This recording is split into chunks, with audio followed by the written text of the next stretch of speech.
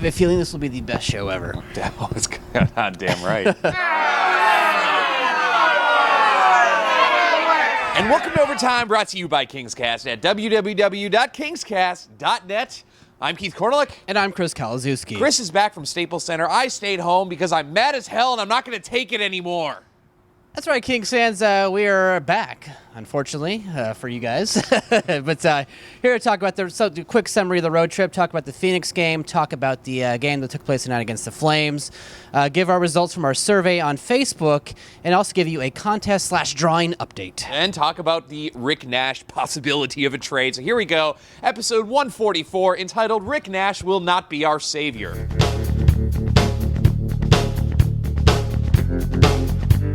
All right, Kings fans, so we're back. Back here at KingsCast Studios here to talk about, a quick summary of the road trip, Keith. We went on this road trip. I think it would be a lot like last year's road trip where our backs are against the wall. Kings were looking to get back in the playoff mix, and you know what? It just didn't work out like that. It's not shocking just looking at the season, the problems that we're having, and that was a road trip that we should have probably won all but one game out of. We were playing some pretty bad teams, and those teams put up a really good fight, and come back with a losing record on the road. Nothing really interesting, it's just the Kings are terrible. They are a terrible hockey team. Dean Lombardi, the fans, us, KingsCast, we overvalue the team. We're going to make a run for the conference finals. Maybe we're in the Cup conversation. It's all BS. Yeah, you look at that last game especially. They came back and were able to score some goals. Played against the Dallas Stars. Big division game. It was huge that we get some points in that one. Nolan scored a goal. King scored a goal. We're thinking this is the turnaround. Stoll's out, Gagne's out. These are the guys going to fill in for him. It's gonna make it happen. But then you come into the Phoenix game, the huge game again. With another team in a division that's creeping up on us, and you lay another egg. Well, Daryl Sutter in his comments said that we played an awesome game. Well, maybe you did, but it was still 1-0 Coyotes, another 1-0 loss tonight. It's the same old story. It's this defensive hockey with people that can't put the puck in the back of the net. And let's face it, the top line of Williams, Brown, and Anze Kopitar, they're not playing like a top line. They would not be a top line on an elite team.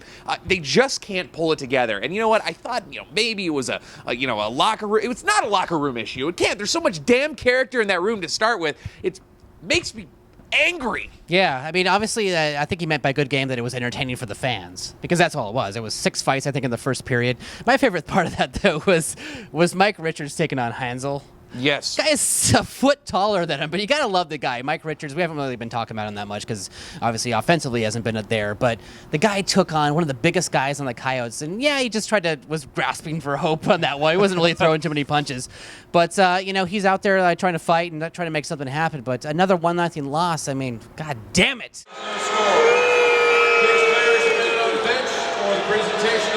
So coming into tonight, back at Staples Center, Calgary Flames in town, and I just kind of had the feeling going into it that this was going to be another epic Kings disappointment, and sure enough, the Kings didn't disappoint on their epic not disappoint.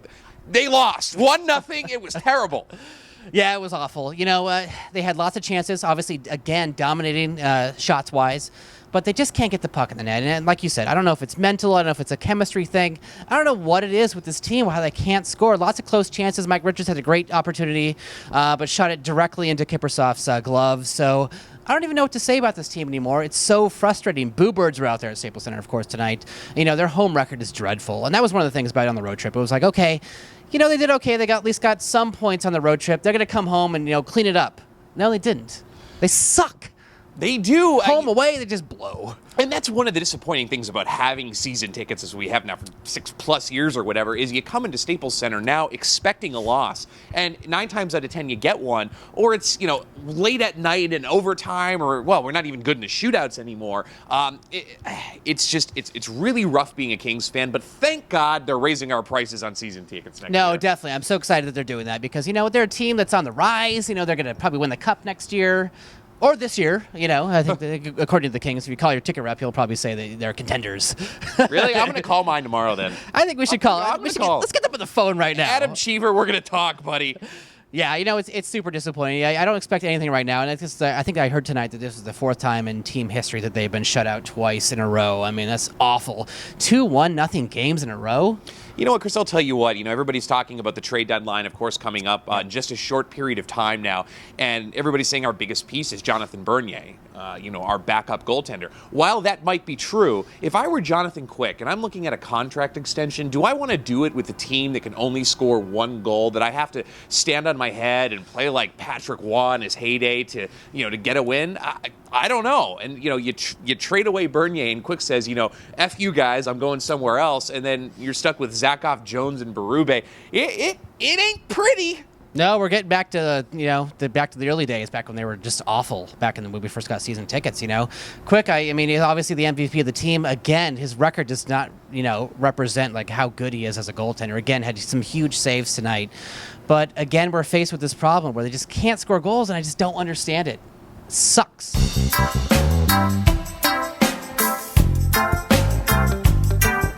Well, Chris, trade deadline upon us, and the big name in play this year is Rick Nash of the Columbus Blue Jackets. Rick Nash, their captain. He's got like 6 more years with a $7.8 million cap hit. Apparently submitted a list of people he would agree to get traded to. L.A. was on that list. Not sure when he wrote that list, thinking the beginning of the season, because if he was aware of how the Kings are now, I'd strike them right off. And people saying that pretty much the Rangers and the Kings have the best packages that they could offer the Kings, probably starting with Jonathan Bernier and Jack Johnson. Chris, does Rick Nash coming onto this team, is he the difference maker? Is he getting us to the conference finals? I don't think it's enough. I love Rick Nash. I think he's a fantastic player. But he's not one of those guys who's like been a consistent 40-goal scorer. He's not. I love his offensive skill. I think that he can contribute a little bit if you have a little more support on the team, but one guy is not going to make the difference. And I agree with sacrificing a little bit of defense, if we're going to do that, giving up like a Jack Johnson type player, maybe a couple other forwards. But, let's talk about who's expendable on the Kings. To me, I mean, you have Kopitar, Doughty, and Quick are the only guys who are untouchable. And I know that everyone wants Dustin Brown to be like the guy who's going to be with the team for the next 15 years, have a statue up, built out in front of Staples Center. I know a lot of fans want that, but if we have a chance to throw him in the mix, I wouldn't hesitate to throw him in, because I don't think he's expendable. Well, my only problem is you're getting rid of somebody who might score 20 goals this season, has consistently dropped 25 goals, and you would be definitely an upgrade, but you're still dealing with Jordan Nolan and Dwight King on the second line, and a bunch of useless players spread throughout the bottom 6. And you're right. I mean, you trade Bernier, you trade a first-round pick, you trade Jack Johnson, you get Rick Nash. Maybe things are upgraded, but here's the thing, Chris. Even Dustin Penner, scored 30 goals with the Edmonton Oilers. You put Nash in a defensive system that is just handcuffing players. And I still like Sutter as a coach, but is he really going to be all that effective? No. And we're still missing other key pieces that can score. The third line, awful.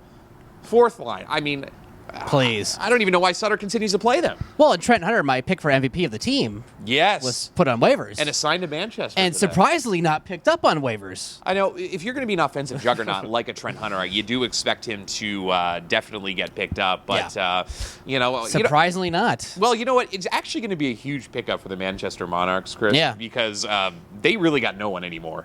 Well, exactly. Now that we have Nolan and King up here, they really have no one. I don't even know who's on that team down there anymore. Voinov is down there now. Oh, that's right. Yeah. Sutter hated him. So, yeah, it's frustrating. I don't feel like we have anyone in Manchester that we're dying to bring up. I don't think there's anyone who can fill in the blanks. I mean, we put all of our eggs into one basket when it came to Gagne, who he just started skating. I mean, God knows when he's going to come back. If he does, I mean, this guy is nowhere near going to be the guy who's going to contribute to what we need. It's so frustrating. Times are not looking good. Gagne will come back 3 games before the season's over, when we're already eliminated from the playoffs. I mean, of course. That's when that's going to happen.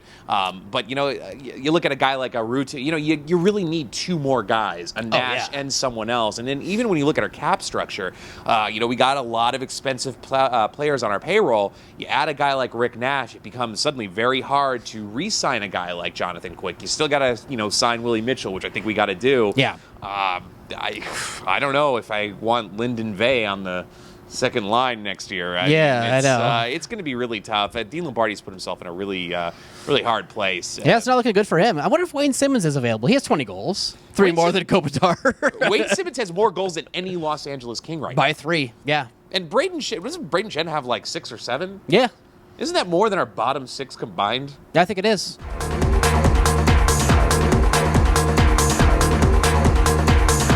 All right, Kings fans, so we asked you on Facebook. If you're not a fan of us on Facebook, facebook.com/KingsCast, hit us up there.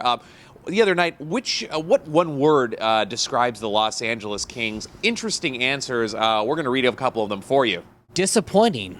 Nuts with a Z. Goalless. Impotent. Frustrating. Waste. Pancaked. Flaccid. Shitty.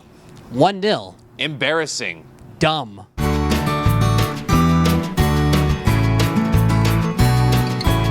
All right, Kings fans, now for a contest update. Special thanks to the 3 dozen fans who have sent their pictures of Staples Center ice. Which is actually pretty cool. Yeah, that's way more than I expected. Yeah, so we're halfway through the contest here, and here to announce the first round winner. And that is Steve Gulliver, sitting up in 305. You are the proud winner. This is a special puck. Special signed puck. Go for it. Drum roll, please, of Kings alumni. A King signed puck of Barry Brust. Wow. Yeah, congratulations to you, Steve. We'll send that out to you shortly. Keep sending in those picks. We still need quite a few from the 200 level section. 300 and 100s we're actually surprisingly doing well at. Well, nobody sits in the 200 section. Yeah, exactly. We're not going to count PR, too. So if you're sitting PR, then F off, because we don't care about you. But everyone else, though, keep sending those pictures in because we have a couple more giveaways to go. But congratulations, Steve, on your Barry Brust puck. All right, Kings fans, we'll be back for another action-packed, highly exciting episode 145 for you next Saturday after the 5 p.m. Chicago Blackhawks game. Looking forward to that. I'm Keith Kordelik. I'm Chris Kalazewski. And thank you for watching Overtime by KingsCast.